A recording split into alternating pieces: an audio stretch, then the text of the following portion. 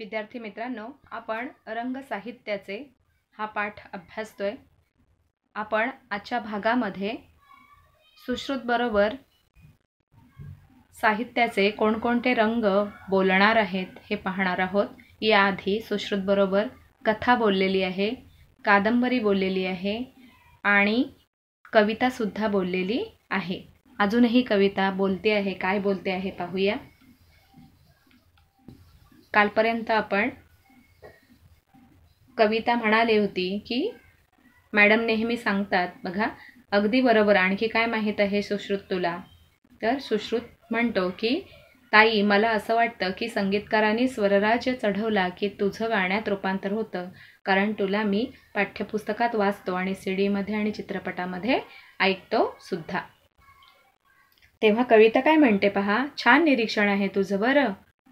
मला एक सांग, तुझ्या शाळेत मराठी दिन साजरा करतात का? विद्यार्थी मित्रांनो, आपण मराठी दिन शाळेमध्ये साजरा करतो। 27 फेब्रुवारीला आपण मराठी दिवस साजरा करतो। तर सुश्रुत म्हणतो हो करतात ना, कोणत्या तारखेला करतात असं ती कविता सुश्रुतला विचारते। तेव्हा सुश्रुत म्हणतो 27 फेब्रुवारीला, म्हणजे तो आठवून ती तारीख तिला सांगतो। तेव्हा कविता म्हणते की अगदी बरोबर आहे, तो कोणाचा जन्मदिवस आहे माहीत आहे तुला? म्हणजेच ती कविता काय म्हणते, तो दिवस कोणाचा जन्मदिवस आहे हे तुला माहीत आहे का? तर सुश्रुत म्हणतो नाही ग, फक्त सुश्रुतला तो दिवस माहिती असतो। कविता म्हणते, नटसम्राट लेखकाचे लेखक वि.वा. शिरवाडकर म्हणजेच कविवर्य कुसुमाग्रज यांचा। काय म्हणते कविता की नटसम्राट नाटकाचे लेखक। विद्यार्थी मित्रांनो, तुम्हाला नटसम्राट नाटक माहिती असेल, पिक्चरसुद्धा, चित्रपटसुद्धा, मराठी चित्रपटसुद्धा या नाटकावर आधारित आलेला होता। आणि हे नटसम्राट नाटक आहे, हे लिहिणारे कोण? वि.वा. शिरवाडकर। वि.वा. शिरवाडकर म्हणजे विष्णू वामन शिरवाडकर, म्हणजेच कविवर्य कुसुमाग्रज यांचा जन्मदिवस। त्यांच्या विशाखा या काव्यसंग्रहाला मानाचा ज्ञानपीठ पुरस्कार मिळालेला आहे। काय म्हणाले ते की त्यांच्या विशाखा या काव्यसंग्रह म्हणजे कवितांचा संग्रह असलेलं पुस्तक, याला म्हणतात काव्यसंग्रह। आणि विशाखा नावाच्या त्यांच्या या काव्यसंग्रहाला मानाचा ज्ञानपीठ पुरस्कार मिळाला होता। सुश्रुत म्हणतो खरंच? तर कविता म्हणते, कुसुमाग्रजांबरोबरच केशवसूत, म्हणजे मराठीमध्ये कविता लिहिणारे फक्त कवी कुसुमाग्रजच नाही, तर त्यांच्याबरोबर केशवसूत। केशवसूत म्हणजे के. दामले, कृष्णाजी केशव दामले। बालकवी त्र्यंबक बापूजी ठोंबरे यांचा आनंदी आनंदगडे, इकडे तिकडे चोहीकडे, किंवा श्रावण मासी हर्षमानसी हिरवळ दाटे चोहीकडे, जी कविता कुणाला आवडलेली? सुश्रुतला। त्यानंतर बाभ बोरकरांची तुम्ही माझा गाव ही कविता अभ्यासलेली आहे। विद्यार्थी मित्रांनो, तुम्हाला माझा गाव ही कविता अभ्यासाला होती की नाही? 8वीला तर होती। नवे तुम्हाला, मला तर वाटते जुन्या सिलेबसमध्ये माझा गाव होती, तुम्हाला 8वीपासून नवीन सिलेबस आल्यामुळे माझा गाव ही कविता तुम्हाला कदाचित अभ्यासाला नसावी। बासी मर्ढेकर यांची आला आषाढ श्रावण ही कविता, शांता शेळके यांची शूर आम्ही सरदार आम्हाला, किंवा इंदिरा संत यांची नको नको रे पावसा, सुरेश भट फक्त लढ म्हणा। अशा प्रकारे नामदेव ढसाळ, नारायण सुर्वे, 2 दिवस आपण कविता अभ्यासलेली आहे। 2 दिवस वाट पाहण्यात गेले, होय की नाही? अशा नारायण सुर्वे, बालकवी, बाभ बोरकर, केशवसूत, बासी मर्ढेकर, शांता शेळके, इंदिरा संत, सुरेश भट, नामदेव ढसाळ, नारायण सुर्वे अशा अनेक कवींनी मला आपल्या प्रतिभेने सजवले। आपली प्रतिभा म्हणजे या कवींमध्ये निर्मिती करण्याची अनोखी शक्ती होती। प्रतिभा म्हणजे निर्मिती, काहीतरी निर्माण करण्याची अनोखी शक्ती या व्यक्तींमध्ये असल्यामुळे ते कोण झाले? कवी झाले। आणि हे कवी कोण आहेत? कोण आहेत? केशवसूत आहेत, कुसुमाग्रज आहेत, बालकवी आहेत, बाभ बोरकर. तुम्हाला या परिच्छेदामध्ये आलेल्या कवींची नावे लिहा. 4 कवींची नावं आपल्याला यातून लिहिता येतील किंवा यापेक्षाही आपल्याला लिहिता आली पाहिजे, कारण आपल्याला पाहून या परिच्छेदातील प्रश्न लिहायचे असतात. विद्यार्थी मित्रांनो, यानंतर पहा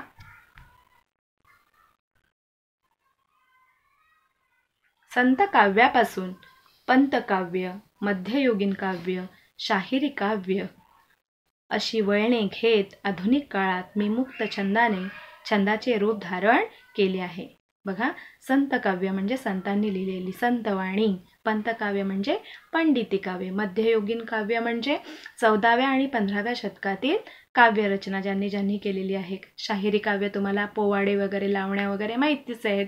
अशी कित्येक वळणे घेऊन कविता काय म्हणते की मी या आधुनिक काळामध्ये मुक्त छंदाचे रूप धारण केले आहे. मुक्त छंद म्हणजे मी कुठल्याही कवितांच्या रूपांमध्ये पाहायला मिळते. अरे सुश्रुत, ओळखलास का मला? बघा, आता कवितेनंतर कोण आलेलं आहे? नाटक. कोण आलेलं आहे? नाटक. काय म्हणते पहा. अरे सुश्रुत, ओळखलंस का मला? सुश्रुत म्हणतो, तू कोण आहेस? माझ्याकडे बघ म्हणजे तुला कळेल. काय म्हणतो नाटक? माझ्याकडे बघ म्हणजे तुला कळेल. सुश्रुत म्हणतो, अरे नाटक दादा तू. नाटक म्हणतो, पात्र रचना. नाटकामध्ये काय काय असतात? पात्र असतात. चुरचुरीत संवाद कसे असतात? चुरचुरीत. आणि नाट्यमय घटना. यामुळे मी मराठी माणसांच्या हृदयात अढळ स्थान प्राप्त करतो. अढळ म्हणजे न बदलणारे. मी कधीच मराठी माणसांच्या हृदयात तून हलत नाही. मी अढळ आहे. माझे स्थान या ठिकाणी अढळ आहे. तुला माहीत आहे, माझं रंगमंचावर सादरीकरण होणार आहे याचे भान ठेवूनच नाटककार माझी मांडणी करतो. म्हणजे रंगमंच म्हणजे नाट्यगृह म्हणतो ना. नाट्यगृहामध्ये असलेलं ज्या ठिकाणी नाटक सादर होतं त्याला काय म्हणतात? रंगमंच. आणि सादरीकरण म्हणजे सादर करणे.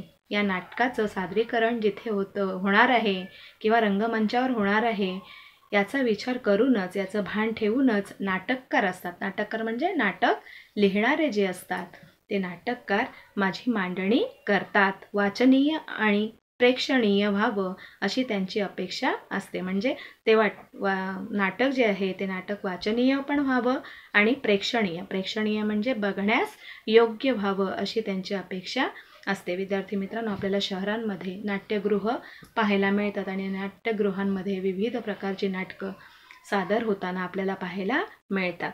सुश्रुत काय म्हणतो बघा. मी कालच एक धमाल बालनाट्य पाहिलं. बालनाट्य म्हणजे लहान मुलांचं नाटक पाहिलं. त्याचं दिग्दर्शन उत्तम होतं असे बाबा म्हणाले. नाटक म्हणतो, वा छान. अरे दिग्दर्शकासाठी मला दिग्दर्शित करणे हा आनंददायी अनुभव असतो.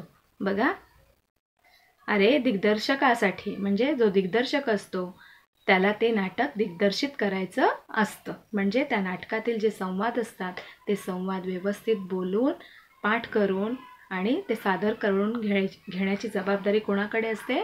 दिग्दर्शकाकडे. आणि हा दिग्दर्शक काय करतो? मला दिग्दर्शित करण्यासाठी त्याला हा आनंददायी अनुभव असतो. मराठी भाषेत गोविंद वल्लाळ देव म्हणजेच गोबदेवलांची नाटकं आहेत. संशय कल्लोळ, मृच्छकटिक, संगीत शारदा यांसारखी त्यांची नाटकं आहेत. श्रीपाद कृष्ण कोल्हटकर म्हणजे त्यांचं मानापमान. राम गणेश गडकरी यांचं एकच प्याला, पु ल देशपांडे यांचं व्यक्ती व वल्ली, वसंत कानेटकरांचं रायगडाला जेव्हा जाग येते यांसारखी, मधुसूदन कालेलकर, प्र के अत्रे अशा दिग्गज लेखकांनी मला समर्थपणे हाताळले. काय म्हणतो नाटक बघा.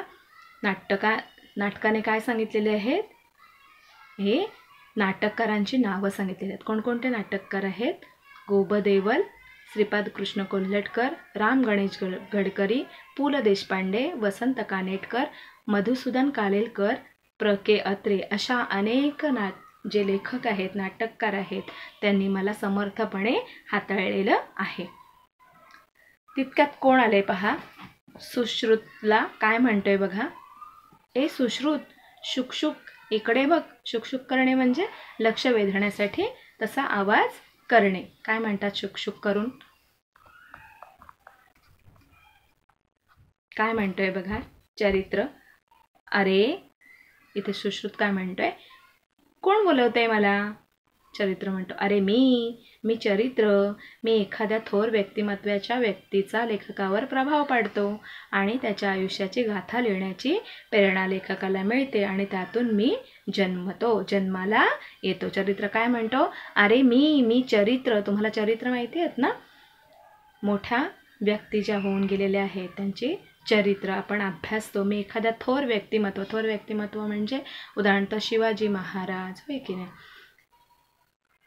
लोकमान्य टिळक, वासुदेव बळवंत फडके किंवा महात्मा गांधी, पंडित नेहरू, बाबासाहेब आंबेडकर, होय की नाही, किंवा प्रकाश आमटे आणखीन कोण, त्यांचे वडील बाबा आमटे यांसारखे ज्या व्यक्ती आहेत त्या व्यक्तींचा लेखकावर प्रभाव पडतो. प्रभाव पडणे म्हणजे मनामध्ये त्या ठसतात आणि त्यांच्या आयुष्याची गाथा लिहिण्याची, आयुष्याची गाथा म्हणजे आयुष्यामध्ये जे काही घडलेलं आहे ते सर्व घडलेलं त्या चरित्रामध्ये लिहिण्याची प्रेरणा लेखकाला मिळते आणि त्यातून मी जन्माला येतो. कोण जन्माला येते? चरित्र. सुश्रुत म्हणतो, मॅडम नेहमी सांगतात किंवा मॅडम नेहमी म्हणतात की थोरांची चरित्र सामान्यांना प्रेरणा देतात म्हणून. थोरांची म्हणजे जे थोर होऊन गेलेले आहेत त्यांनी कसं आयुष्य जगलं, ते कसे मोठे झाले, त्यांनी जगाच्या कल्याणासाठी कोणकोणते कष्ट घेतले, हे जर आपण जर वाचलं, हे जर चरित्र आपण वाचलं तर त्या चरित्रातून आपल्याला प्रेरणा मिळते. चरित्र काय म्हणतो, अगदी बरोबर, कारण मी असतोच मुळी संघर्षमय म्हणजे मी जगत असताना लढा देऊन जगत आलेलं असतो, कर्तृत्ववान असतो आणि संधीचे सुवर्ण संधीत रूपांतर करणारा, म्हणजे जी संधी मिळालेली आहे त्या संधीचं सुवर्ण संधीत म्हणजे अशा चांगल्या संधीमध्ये रूपांतर करणारा मी आहेच खरा. म्हणूनच सामान्य लोकांची मतं माझ्या सहवासात बदलतात. म्हणजे सामान्य जी लोक असतात त्यांनी जर मला वाचलं, चरित्र म्हणतोय बघा, सामान्य लोक जे असतात त्यांनी जर मला वाचलं तर त्यांच्या सहवासात माझं मत किंवा लोकांची मतं माझ्या सहवासात बदलतात. म्हणजे त्यांची मतं जी असतात, मनं असतात ती मी वाचल्यामुळे बदलतात. बाबासाहेब पुरंदरे, धनंजय गाडगीळ, बाध खेर, रणजित देसाई अशा अनेक प्रसिद्ध लेखकांनी मला हाताळलेलं आहे. श्रीमान योगी वगैरे, राऊ यांसारख्या ज्या कादंबऱ्या आहेत, चरित्र आहेत, हे जे चरित्र आहे हे चरित्र बाबासाहेब पुरंदरे, धनंजय गाडगीळ, बाध खेर, रणजित देसाई अशा अनेक प्रसिद्ध लेखकांनी मला हाताळलेलं आहे असं असं चरित्र सुश्रुतला सांगत आहे. विद्यार्थी मित्रांनो, नाटक मराठी माणसाच्या हृदयात अढळ स्थान प्राप्त करण्याचं कारण काय आहे? तर काय आहे या ठिकाणी, नाटक मराठी माणसांच्या हृदयात अढळ स्थान प्राप्त करते. कारण काय आहे तर त्याची पात्ररचना, चुरचुरीत संवाद आणि नाट्यमय घटना यामुळे मराठी माणसांच्या हृदयात हे नाटक असतं ते नाटक अढळ स्थान प्राप्त करतं. 27 फेब्रुवारी हा मराठी भाषा दिन साजरा करतात. का करतात तर 27 फेब्रुवारीला काय असतो? 27 फेब्रुवारी हा ज्ञानपीठ पुरस्कार विजेते, बघा 27 फेब्रुवारी हा ज्ञानपीठ पुरस्कार विजेते. ज्ञानपीठ पुरस्कार कुणाला मिळालेला आहे तर कविवर्य कुसुमाग्रज यांना, आणि त्यांचा जन्मदिवस आहे म्हणून आपण हा दिवस मराठी भाषा दिन म्हणून साजरा करतो. विद्यार्थी मित्रांनो, या ठिकाणी तुम्हाला अशा प्रकारची उत्तरं लिहायची आहेत. तर या ठिकाणी कवींची नावं कोणकोणती आहेत, कोणकोणते कवी आहेत पहा.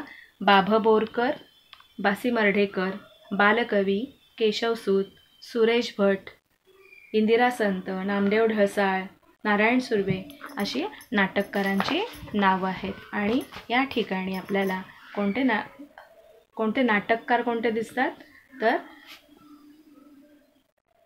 प्र के अत्रे, मधुसूदन कालेलकर, पु ल देशपांडे, वसंत कानेटकर, राम गणेश गडकरी, श्रीपाद कोल्हटकर, गोब देवल यांसारखे नाटककार आहेत. अशा प्रकारे आपण इथपर्यंत आज पाठ अभ्यासलेला आहे. या पुढील जो पाठ आहे तो पाठ आपण पुढच्या भागामध्ये अभ्यासणार आहोत. धन्यवाद.